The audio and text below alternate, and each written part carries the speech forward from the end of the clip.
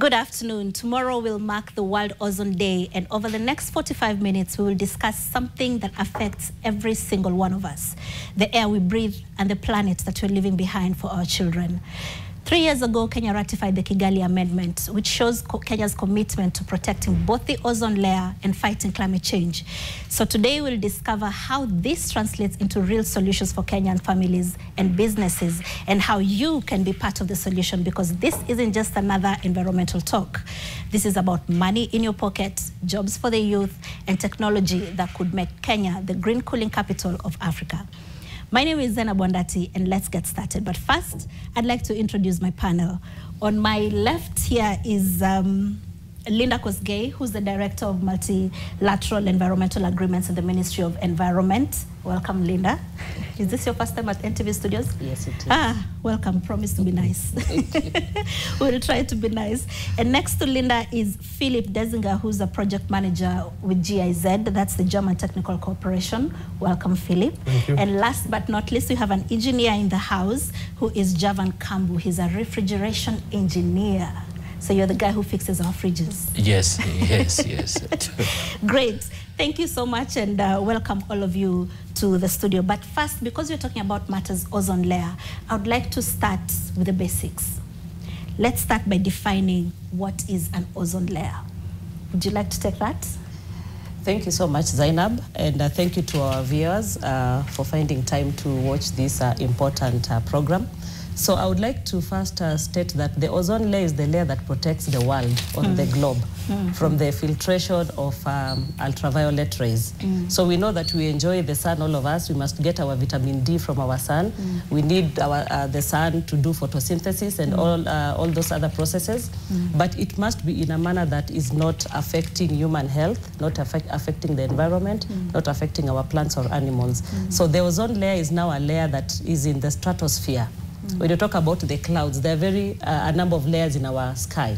So the ozone layer is in the third layer of the stratosphere, and therefore it filters what is coming into the earth, ensuring that you're not getting cancers, skin cancers, ensuring we're not getting cataracts, eye cataracts, ensuring that our ecosystems are preserved and conserved, because then the sun or the rays of the sun are coming in a manner that is not affecting the environment. Okay. So the ozone layer is that layer that acts like a shield to prevent the ultraviolet rays from the sun coming down with the full force that it would have come down to earth. Okay, so now that you have defined it, why should Kenyans, you know, for Kenyans, when you talk about climate change, they're thinking about it from the perspective of droughts, from the perspective of floods, and the food that they eat. So now that you've defined the ozone layer, and we know the links between the ozone layer and climate change, what would it mean for a farmer? Anyone want to take that? Like, why should a farmer care about it? Yeah, I can take that. Basically, I mean, because of the ozone layer, it is harmful for the skin. You can have skin cancer, but it can be also harmful for the crops. Okay. So too much UV radiation is bad for the crops. But it's not only the ozone layer. I mean, those substances are also harmful for the climate. And rising temperatures can also have a harmful impact on temperatures, but also on rain, and on the climate as such. So it has two sides. Oh, okay. So Javan, you're the engineer here. Yeah. And your engineering is to do with fridges. Yes. And fridges also contribute partially to the problem, the climate problem, the ozone problem, but can also be a solution. Can you tell us a little bit about that? Yeah, connecting basically with the ozone layer, with the fridge that you have in your house. That fridge contains a very special liquid, which is very important. And that liquid, through an engineering process, it undergoes the thermodynamic properties. Then it's able to cool down, giving you negative temperatures and positive temperatures. So the negative temperatures is where now you can store your meat, you've frozen it, or sometimes you can also chill it. Then you have the upper compartment where you can put your vegetables so that you can preserve. And it plays a bigger role for the farmer, because if you go to the market down here, you will see that we lose a lot of food Not because sub-Saharan Africa is not able to produce enough to feed its people. It's because how do we store it after harvest? The post-harvest losses. Yes, the post-harvest losses. How do we prevent that? And that's why the cooler box is very important, which is the fridge that you have. And that's why we normally say, if a family lacks a fridge, then we say that family is very poor, because whatever is left behind, where does it go? To the bin, which we can preserve that for tomorrow. And we can be able to do that if we have a fridge which has a very special chemical, and that's the chemical we want to discuss here, which in 1987, which brought what now we call the Vienna Convention, which was the science behind it. When it was observed from the Antarctica, we were able to see a hole, and this hole was out of reaction because the ozone, it's an oxygen 3 molecules, which is able to interact with group 7 elements. The so chlorine. You're taking us to chemistry class. Yes, okay. the chlorine and the bromine. So these are the ones that form part of the refrigerants which contain in your fridge. So we have to take care as fundis, as technicians, we must be able to ensure that we are containing these gases. Okay, so I want to pick up from something you said. You mentioned the Vienna Convention. And the Vienna Convention, this year, as the world marks the World Ozone Day, which is tomorrow, one of the things that we're celebrating is the 40 years of the Vienna Convention.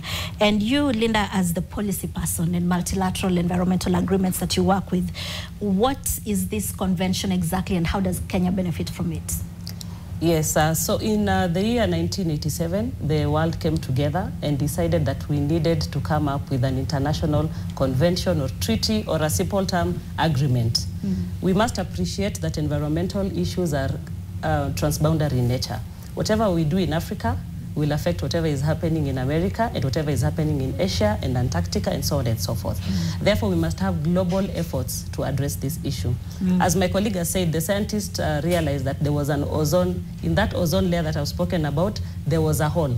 And they realized that there are substances that when used by human beings on Earth, they cause that layer to deplete. So the Vienna Convention parties came together and came up with a treaty or an agreement called Vienna Convention for the protection of the ozone layer. And this was to ensure that we are going to have global efforts in all countries. And I must say, this is the only agreement, an international agreement, where we have full membership of all UN member states, full ratification and full membership, just to show you how countries appreciated this issue. So basically, it was to cooperate in terms of scientific research and information sharing.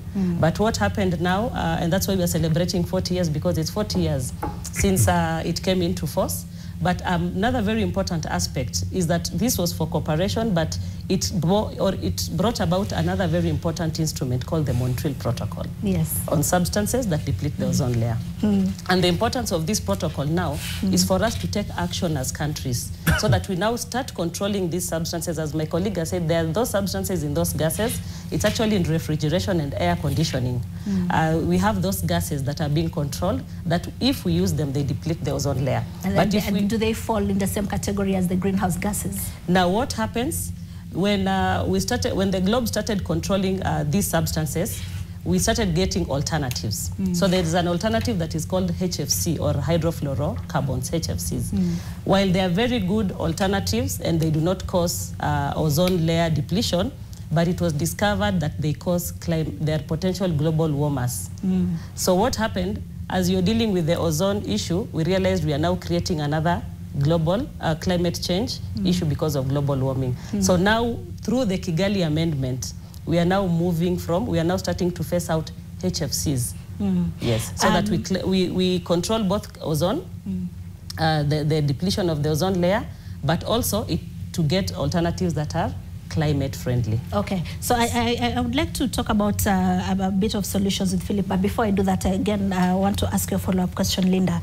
The ozone, right now we are hearing that this hole has been repaired. It used to be as big as the entire continent of Africa, but now this, somehow, the latest research says it has been repaired. So if it has been repaired, why are we still talking about it like it's a problem?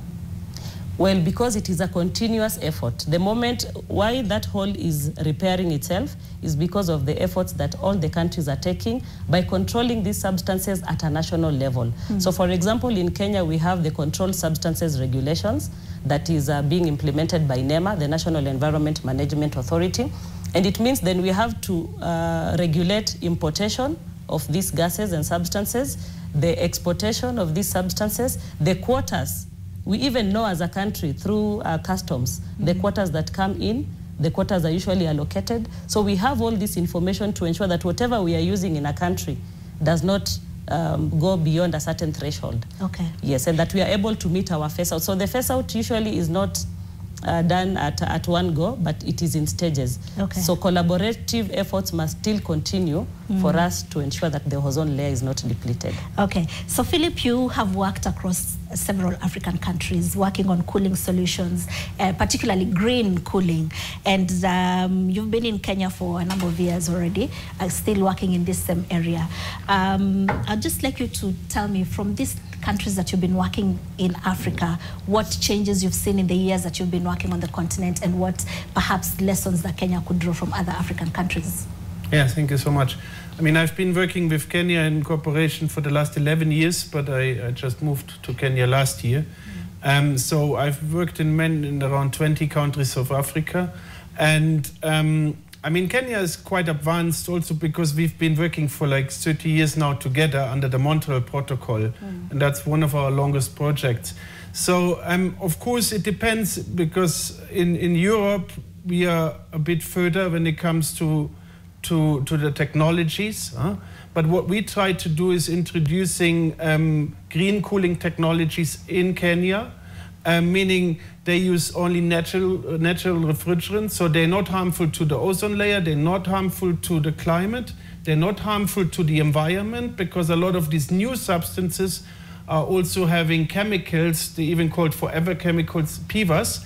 So we try really to introduce the natural refrigerants. Over 100 years, the first refrigerator used natural refrigerants, and now we're going back to the natural refrigerants. What exactly is a natural refrigerant? It can be hydrocarbons, it can be CO2, it can be water, air, it can be ammonia, any gases that occur naturally that are not harmful to the environment and to the climate or the ozone layer. I've seen some farmers using things like the charcoal, what's it called? A charcoal something fridge. That it's like you're building something like a shed, but with charcoal on the walls. And then there's a brick, zero energy brick cooler to cool food. And it's mostly fruit farmers who do this. Would this qualify as natural refrigeration?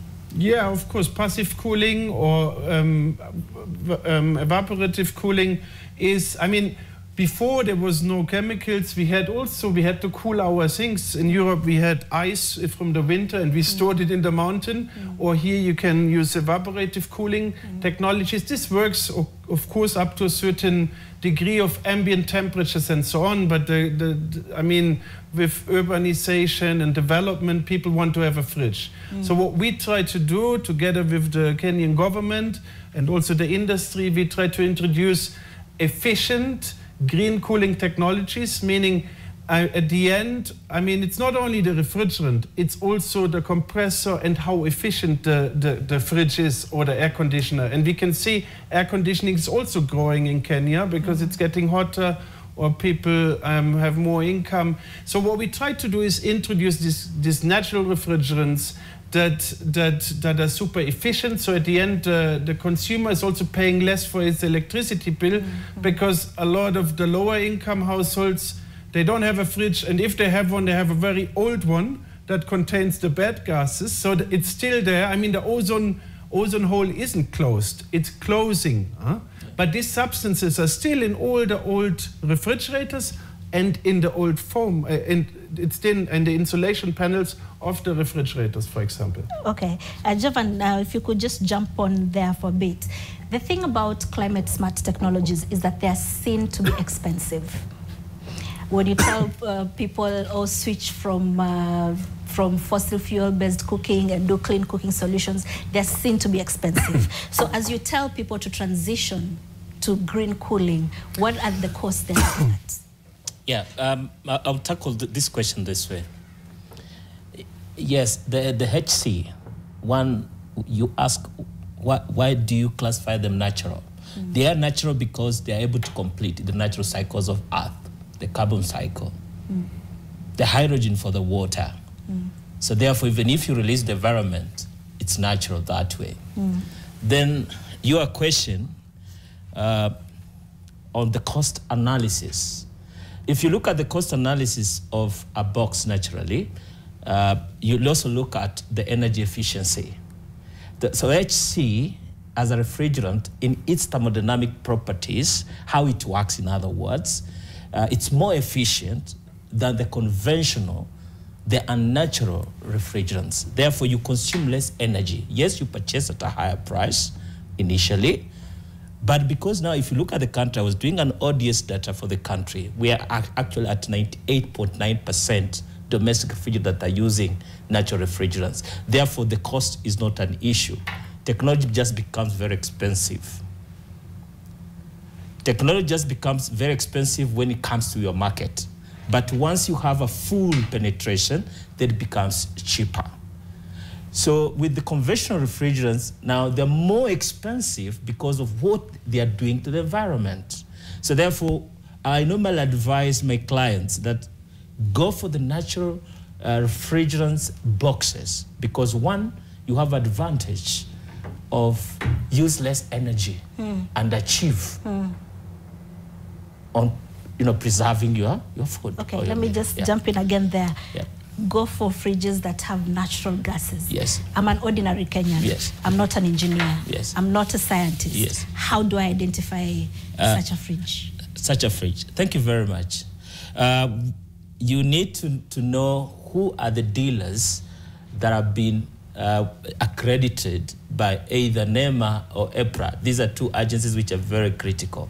So what EPRA comes in here, they are coming in because they have labeled these boxes with ratings.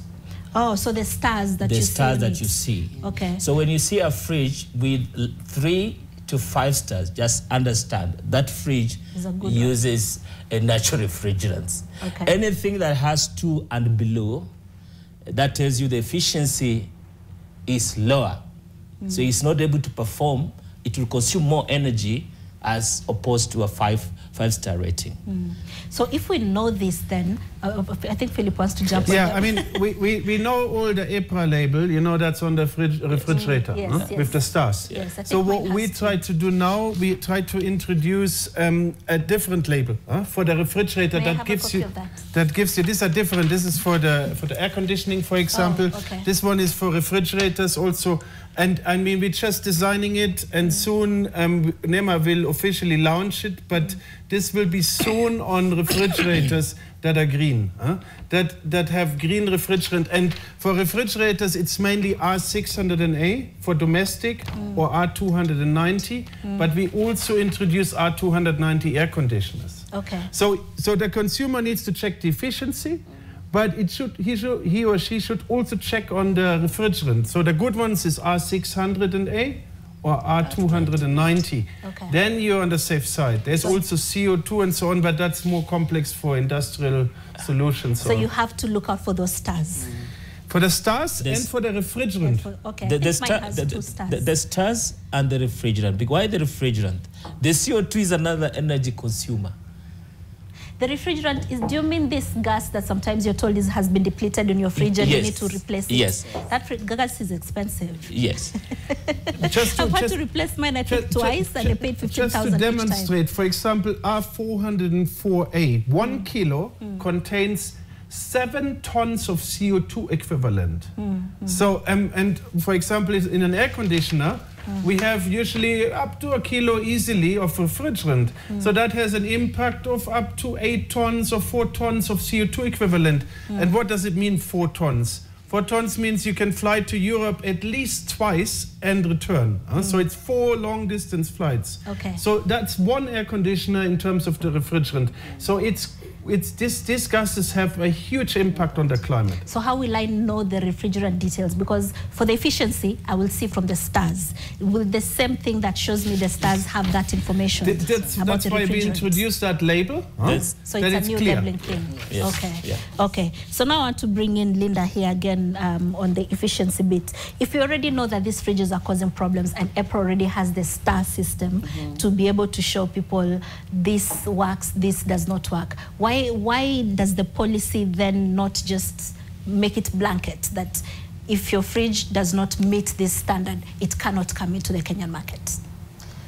Yes, so first of all, let me start by saying that for us, even being in this forum today, this is an awareness creation forum because we appreciate that most of the public may not really appreciate about especially the natural refrigerants. We know they may know about the stars because most people look at the stars, even if they did not know what 2-star or 5-star means, and today we know they know, but that's really an issue of the energy efficiency. But now when we come to the natural refrigerants, as Mr. Desinger has said here, now we are working on the issue of the labeling so that you can also now identify the fridges and you know that this is also climate friendly. So when you talk about the policies, all these ministries, departments and agencies are working together. There's a role that EPRA or energy sector is playing. There's the role that environment is playing. And there's a role that even the partners or stakeholders like GIZ and the rest, the private sector, and the role for the industry. So even as we are saying harmonization of policies or why don't we have this across the board, we also have to appreciate that even transition is a process, and then also we must ensure that also the alternatives are there and available in the market and in a manner that can be accessed by most people. So this is work in progress that we are doing amongst all the concerned stakeholders, and I'm sure when we get to that point, as Philippa said, maybe in Europe they're a bit ahead than maybe in Africa. But now as we are moving towards these steps, then we are slowly getting there, and we will reach a point where now hopefully in the country we'll no longer even be seeing those fridges because the importation of those fridges would have already stopped because there's something that EPRA is doing. But I must say that it is work in progress and it is not just a cutoff at one point. Okay. But we are slowly getting there. Okay. So what is the power consumption of this green cooling technology? For example, air conditioning would maybe takes about right now about 7% of Kenya's total energy. So if you were to look at a fridge in the household setup, and this is for you, the engineer, you look at a fridge in the household setup, how much power it uses right now as, for example, a 2-star, like my fridge is a 2-star fridge, how much energy it uses. And if I were to transition it to a maybe 3 or 4-star fridge, how much energy would it consume? Because, you know, Kenyans also look at things in terms of how much money is this going to cost me? Like if it's going to cost me a token more or 2 tokens more, is it really worth it for me? So in terms of energy consumption, how do these two fridges compare? It will differ much. I may not have the exact figures, but say, for example, one using 200 kilowatts for, or 120 or 150 kilowatts. Then that translates to how much per kilowatt do we have for Kenya. However, the system itself, the way it is designed, the conception has always been that it consumes a lot of energy, which is not the engineering principle behind it, because it tends to run, it cuts in and out. After running for a period of time, attaining its temperature, the box has to go off until again it calls again, which you now say cut in again, it runs again for a certain period. So it does not run for 24 hours per se. It might, you say, maybe 12 hours in a day. So if you compare conventional, which uses 150 kilowatts, and maybe the grams will be around, let's say 1 kilogram, then a natural refrigerant will be lesser than that. Okay. It will be lesser than that, say 40 grams. Like the cooler boxes for Coca-Cola, most of them you'll see 40 grams. But yours, I know, it's around 25 grams. Is it a two-door? If it's Yes. a two-door leaf, that's about 80 grams of natural refrigerants. So if it was to use R134 or R22, then we'll use higher amount of refrigerants. Therefore, it means you'll pay more as opposed to the other person. But what we have to say, and that's why we have this show also together, is that it's not only the price, it's the awareness, and it's you can buy a very efficient fridge with a green refrigerant that costs you less than you can buy an expensive one with a dirty refrigerant, an inefficient one.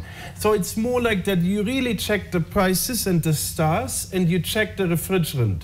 So when it comes to refrigeration, as you said, there's already the green refrigerators, the efficient refrigerators are definitely competitive. You save money every year. If you buy a green one, they're not more expensive, but you could still buy the wrong one because you don't know what all the stars mean or what the refrigerant means. On the air conditioning, I give you a simple example, like for a split air conditioner between 12 and 24,000 BTU.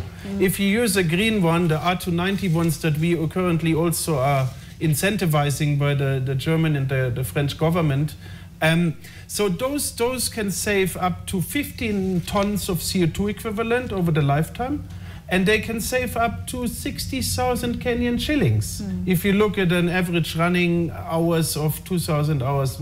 So it depends, but always look at the stars and look at the refrigerant, and then you also make sure that your servicing costs are keeping stable. So if you buy the wrong refrigerant now, you might not be able to service it, or the gas will be very expensive because the government of Kenya needs to phase down or phase out these substances because they ratified the Kigali Amendment. Okay, so back to you again, Linda. We've talked about 3 documents here. We've talked about the Vienna Convention, we've talked about the Montreal Protocol, and we've talked about the Kigali Amendment. 3 things. And one of the criticisms that Kenya often gets is that we're very good at signing documents and then keeping them in a shelf and forgetting about it. So with these 3 documents, how far are we with implementation? Okay, and thank you, and that's a very critical question. So in terms of the Vienna Convention, we are moving on well because it is mostly in terms of scientific research and in terms of information exchange. But the document or the law or the policy document that we are taking action on is the Montreal Protocol on substances that deplete the ozone layer. So this entered into force around 1987. Kenya ratified it almost immediately. And we've been having a law in force called the Controlled Substances Regulations, the one that I said that is implemented by NEMA. And through that, then we've been able to be licensing the imports and exports of these controlled substances. And also we've been able to check on the quota that is coming into the country. Because under the Montreal Protocol, there is a committee that is checking the compliance of every country. So the committee usually meets a number of times in a year to see what is the status of implementation and what is the status of compliance. And I might say Kenya is doing well in terms of compliance. And I must also say Kenya is the vice president of that committee. And I humbly represent the country as the vice president of the implementation committee. So we have no choice but to implement. So we have no choice but to implement, and we have no choice but to comply.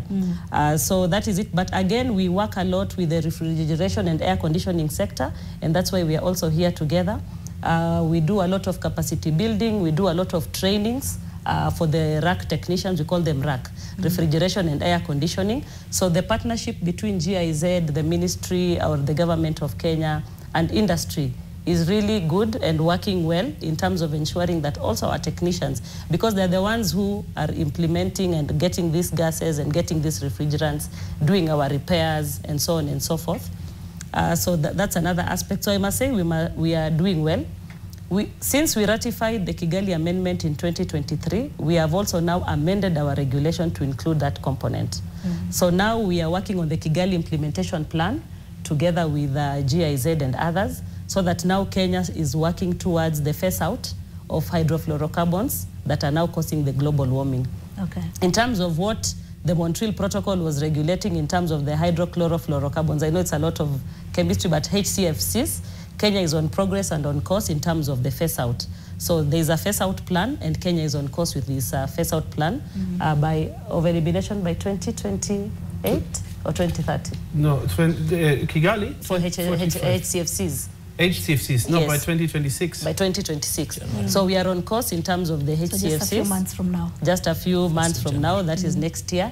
But again, now we are also already started working towards the phase out of HFCs under the Kigali Amendment. Okay, so Kenya is at a good place, I must say. Okay, so again, picking up from there, you know, one of the things, again, one of the challenges government faces when it comes to implementing is usually industry.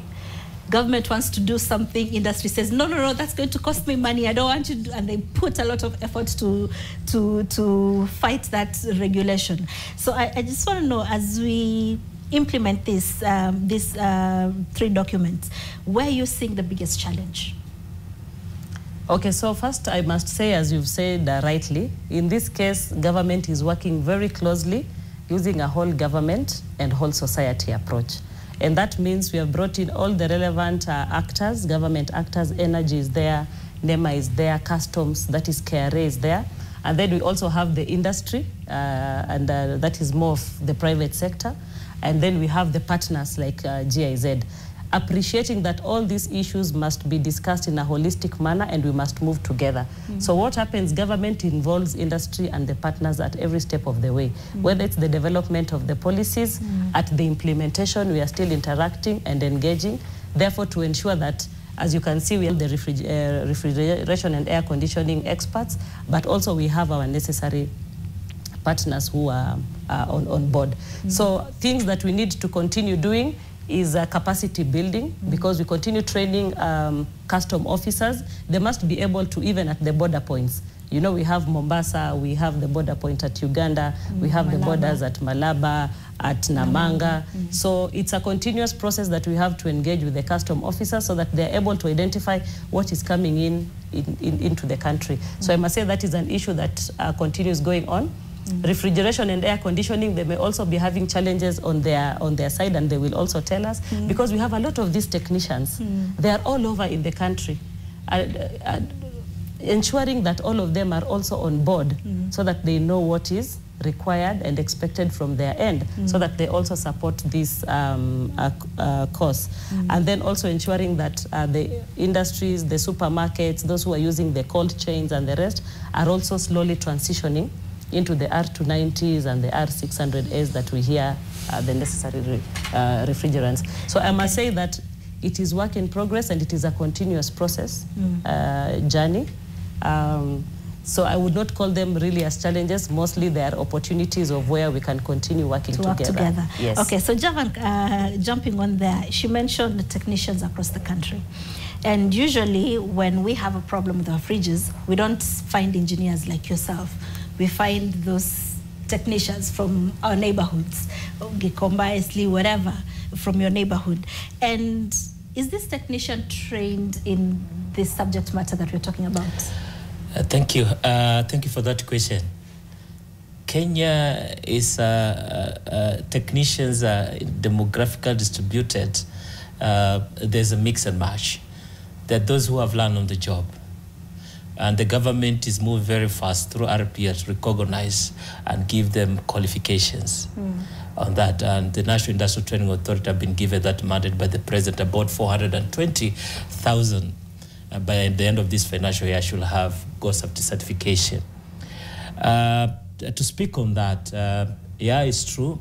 Through GIZ, the National Ozone Unit, a number of youths have been trained on that aspect of self-handling and proper practice. So what basically we need to emphasize is the regulator in this case, because the law she has mentioned on the Controlled Substance Act, there's the licensing bit of it, which that is the game changer. That is the only way we can achieve net zero emissions in the refrigeration and the air conditioning sector. Training is one thing, but qualification, certification, and maintaining a database is another thing. So you get to know how many technicians you have in total? Yes, we have in total. So it's a question of the National Environmental Management Authority to move with speed, have a database register for how many technicians are there, what are the licenses are there, so that when you call a technician, you know which license this technician have. Can he service your box or not? That's the most important thing. And that's what the Montreal Protocol is asking for. Not only licensing the importers, but also to move notch higher. That's what our controlled substances have moved ahead to ensure that our technicians, after training, we can do licensing. We give them licenses so that they're able either to work with domestic refrigerators, they're able to work with ACs, because remember, the danger with these natural refrigerants, as good as it is also very dangerous. It's a good servant, but also bad master, because we've seen incidences in this country where technicians, they get engulfed into fire. Okay, so capacity building. Yes, a fire risk. So capacity building through training, and Philip has done a very good job for us. And we don't take it for advantage, but we say thank you so much for what you're doing in that space. And also the Ministry of Environment, through GIZ, they have also supported us. But we want to say, let this training continue, because we are doing now the pilot of the licensing, and we're already seeing the gaps, and the report will be out. I'm part of that team that we are doing the piloting, and we are seeing the gaps. Nobody's moving to the next stage. So this is a question that now we need to sit back and ask ourselves, where is the problem? Is it the training?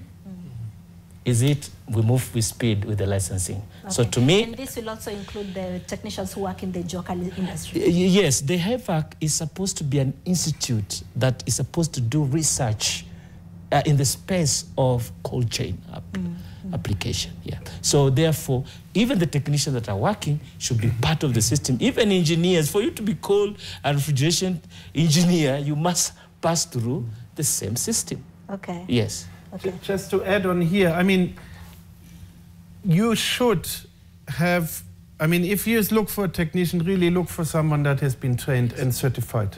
Soon we will have a registry where you can check on the webpage to see in my neighborhood where is the next trained technician.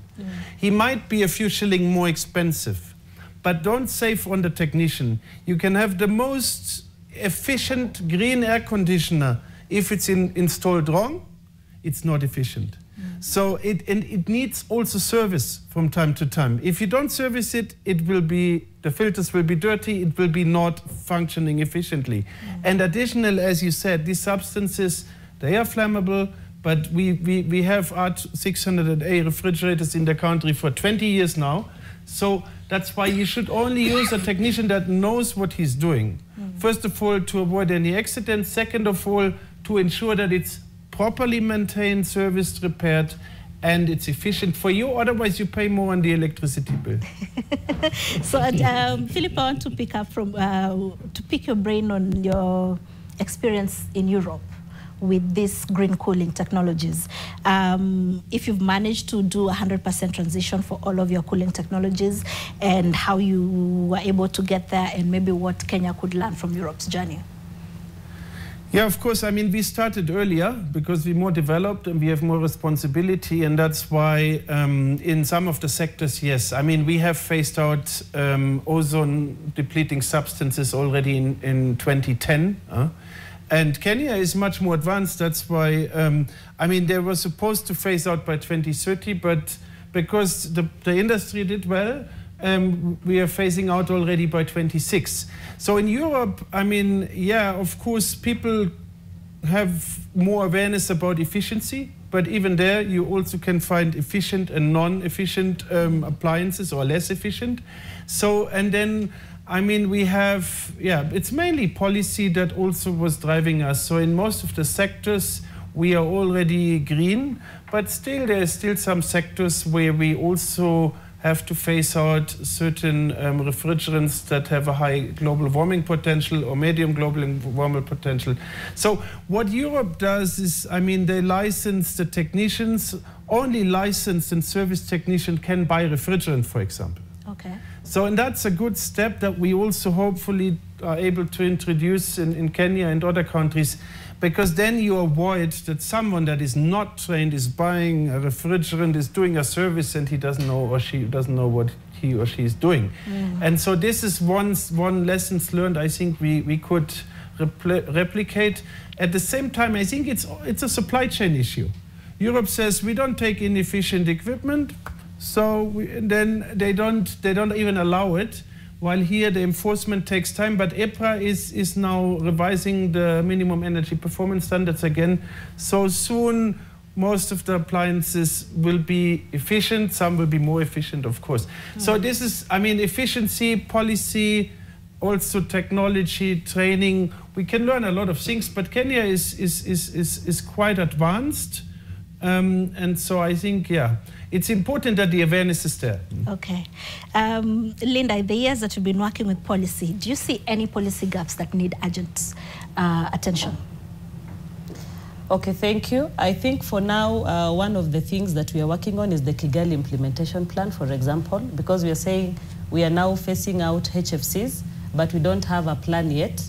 So currently we are also working with GIZ. We are now developing the Kigali implementation plan, and they're also helping us with regard to getting the data. So data is very important because, again, data informs policy, and then also data informs the actions that we need to take. Okay. So that is one issue that we are now working on. In terms of energy efficiency, we have the National Action Cooling Plan. That is also a very recent policy to move us now into that green cooling.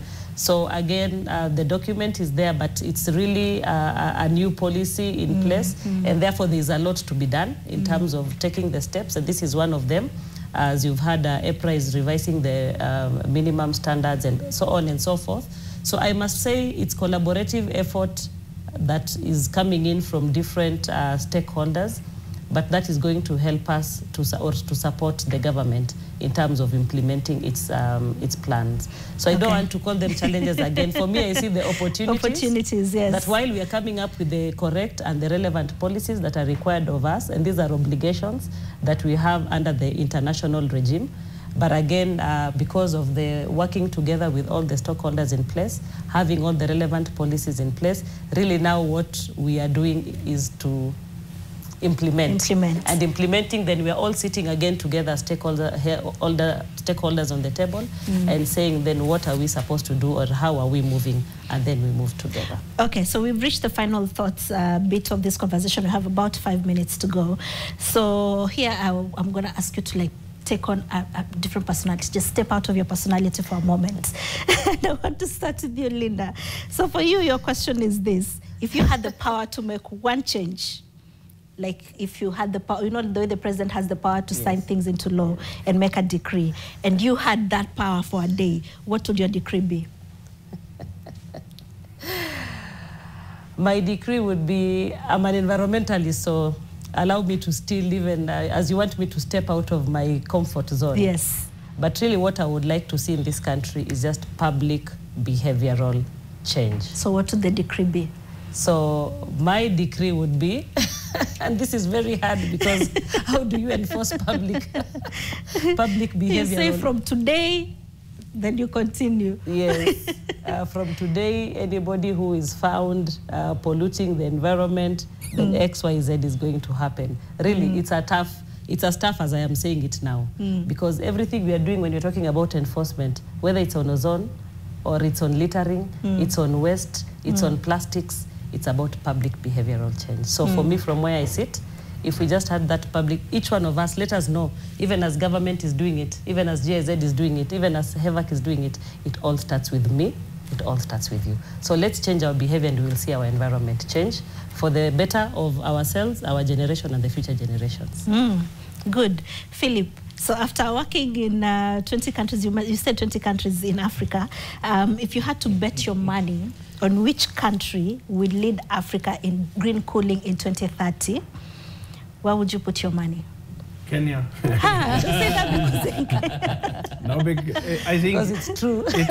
I mean, what I wish would be like access to cooling. I mean, it should be a right. Everyone should have a right to have a refrigerator, but it needs to be a green one and an efficient one. So also with the air conditioning, I think everyone. I mean, if I would have superpower, I would say, okay, we only go for the green one. So far, it's just coming into the country, so we start. But looking at, I mean, how many, I think it's only 12% of the total households have a refrigerator in Kenya. So and GIZ is always bringing in development and now climate change. And so we really should, and cooling is so essential, I mean, when it comes to food and to health. And I mean, also we had it during COVID, you know, with the vaccine cold chain. But I'm talking about the basic needs. I mean, if you don't have a fridge, you have to throw your food away or you eat it and you get sick because it's already bad. So we really, if I look at all the agriculture value chains, milk or anything, you know, we have to improve the cold chain, and we should give the right access to cooling to everyone, and it needs to be green cooling, of course. So you believe Kenya will lead Africa? I believe Kenya has a very big potential that you're leading in this regards. Of course, there's other countries also, South Africa, that might be more advanced in some of the sectors, but I still believe we have a big potential to be a leader in green cooling. That's we have the Vice President. So, and Vice President. Javan, here's your question. So complete this sentence. Complete this sentence for the Kenyans who are watching. The next time you buy a fridge or an AC, the one thing you must remember is? The star ratings. Okay. Just that. And the star rating and the refrigerant. Okay. So check, make sure it is green. And green, check on the type of the refrigerant. It should be R290 or R600. But go for the 4 to 5 ratings. Okay. Yeah. So 30 seconds, everyone. Your closing remarks. We're almost done. Javan, you can start. Yeah, I'll say, ozone depletion is real. And therefore, technicians that are outside there, get the house of HEVAC if you're not registered, that I would say, so that we form hands together, we protect our ozone. Okay. Philip? Yeah, go for green cooling, protect the environment, the climate, the ozone layer, and also your pocket, because if you have efficient green equipment, you save every day. And always look, I mean, even if there's a green flag, it doesn't mean it's green, huh? There's a lot of greenwashing, so really check on the refrigerant if it's hydrocarbon R600 or A call or Javan R290. to help you with that. Linda? Thank you, Zainab. Mine would be to invite everybody for the World Ozone Day celebrations tomorrow at Honorable Michuki Park here in Nairobi from 9 a.m. to 1 p.m. So we are going to celebrate this day. It's going to be celebrated globally, but we are also going to celebrate here, and it will be graced by the Cabinet Secretary, Ministry of Environment. So I invite everybody to come and celebrate this day with us. Thank you. Great. Thank you very much, gentlemen and lady. We are right on time. Goodness, you've been such a great panel. I have learned a lot personally, and I think it's time to relook my fridge because it has only 2 stars. Thank you so much, and I hope we can continue this conversation even outside of this studio. Thank you, Linda, for making time. Thank you, Philip, and thank you. If it's 2 stars, you have to see E-West. E-West, you have to try. Yes, yes, mine is 2 stars.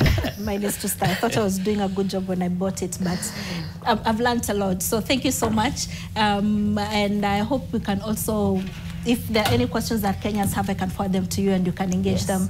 And we'll see you tomorrow again at the World Ozone celebration. My name is Zena Bondati, and I thank my panel in studio. And thank you, viewers, for also being loyal and watching NTV and watching this panel discussion. I hope you have learned something about the ozone layer. I hope you have learned something about your fridge at home. Maybe when you go home at the end of the day, you look at it again and see if it meets the threshold, or if you need to have a chat with Javan, you may attend, so you agree on what to do with your fridge. I would like you to enjoy the rest of your viewing and have a good day.